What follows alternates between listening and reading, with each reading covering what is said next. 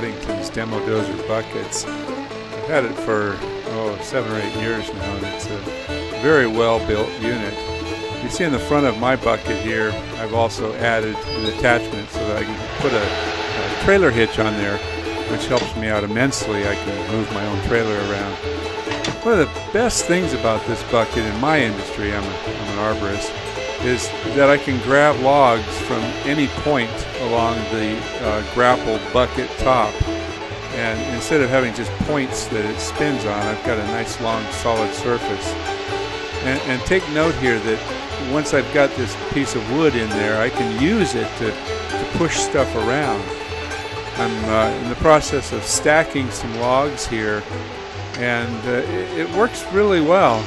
Now, these are pretty dead pieces of wood, so they're not extremely heavy, but it's still pushing 800 to 1,000 pounds.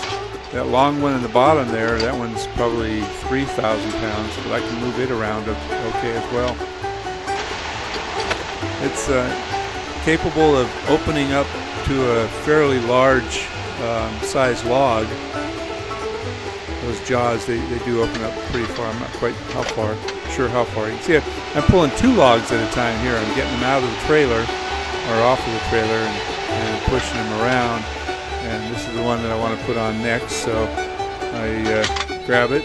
You notice one side closes on it solidly. It's only being held part way.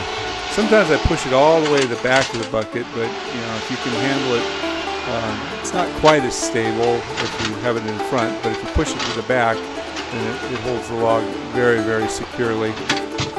Sometimes you want the log to spin around a little bit. Like here, I'm using them to kind of adjust the load.